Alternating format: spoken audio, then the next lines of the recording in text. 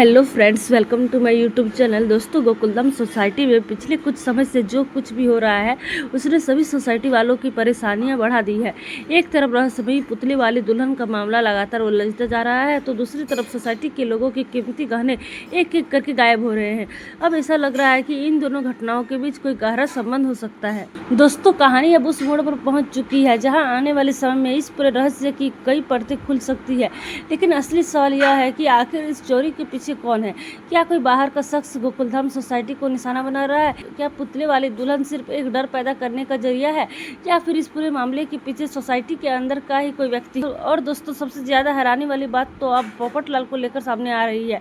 अगर आप पूरी घटनाओं को ध्यान से जोड़कर देखें तो एक अजीब पैटर्न दिखाई दे रहा है। पोपटलाल ने जब माधवी भाभी के इयररिंग्स की तारीफ की, उसके कुछ समय बाद वही गहने गायब हो गए। इसके बाद जब बबीता सोने की कंगन की चर्चा हुई तो उनकी गहने भी चोरी हो गए। इतना ही नहीं, चंपक चाचा की सोने की चेन को लेकर भी पोपटलाल ने अपनी प्रतिक्रिया दिखाई, तो बाद में वो भी चेन उनकी गायब हो गई। अब इन तीनों घटनाओं को सिर्फ संयोग माना जाए या इसके पीछे कोई कनेक्शन है, यही बात पूरी कहानी को दिलचस्प बना रही है। क्योंकि गोकुलधाम में कई और लोगों के पास भी कीमती सामान और गहने मौजूद है, लेकिन जिन गहनों की पोपटलाल ने विशेष रूप से तारीफ की है या उनकी जिक्र क्या है, उन्हीं से जुड़ी घटनाएं सामने आना अपने आप में एक बड़ा सवाल खड़ा करता है।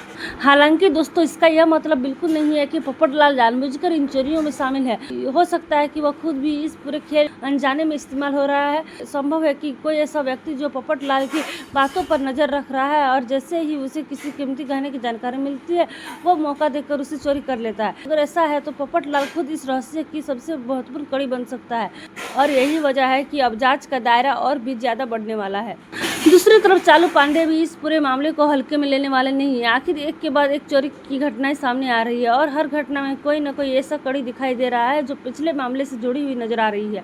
अब सवाल यह है कि चालू पांडे सबसे पहले पोपटलाल से पूछताछ करेंगे। क्या पोपटलाल को याद आएगा कि उसने किन किन लोगों की गहने की तारीफ किया, और अगर उसकी कही हुई बातें ही चोरी का रास्ता बता रहा है तो क्या असली चोर तक पहुँचने के लिए पोपटलाल की मदद ली जाएगी? दोस्तों, इसी बीच पुतले वाली दुल्हन का रहस्य भी लगातार गहराता जा रहा है। आखिर यह गुड़िया गोकुलधाम सोसाइटी में आई कैसे? इसके पीछे किसका हाथ है? क्या यह सिर्फ एक डरावना पुतला है या इसके जरिए किसी बड़ी साजिश को अंजाम दिया जा रहा है? और सबसे बड़ा सवाल, क्या पुतले वाली दुल्हन और गहनों की चोरी एक ही कहानी के दो हिस्से हैं? अगर आने वाले घटनाओं में इन दोनों मामलों का कनेक्शन सामने आता है तो गोकुलधाम सोसाइटी के लिए अब तक का सबसे बड़ा रहस्य साबित हो सकता है। वहीं दूसरी तरफ सोसाइटी के लोग भी पहले से ज्यादा सतर्क नजर आएंगे। हर कोई दूसरे पर शक करने लगेंगे। ऐसा माहौल में असली चोर को पकड़ना भी आसान नहीं होगा। लेकिन दोस्तों, जैसे जैसे जांच आगे बढ़ेगी, कुछ ऐसे सुराग सामने आ सकते हैं जिनसे पूरा मामला अचानक साफ हो जाए। हो सकता है कि चोर ने कोई ऐसी गलती कर दी हो जिसकी वजह से चालू पांडे को उस तक पहुंचने का रास्ता मिल जाए, या फिर संभव हो सकता है कि गोकुलधाम का कोई सदस्य ऐसी जानकारी सामने लाए जिससे पूरी साजिश का पर्दाफाश हो।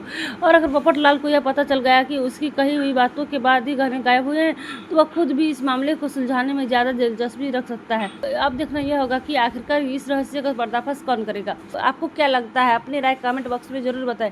आपकी थ्योरी क्या है, यह जानना हमारे लिए काफी दिलचस्प होगा।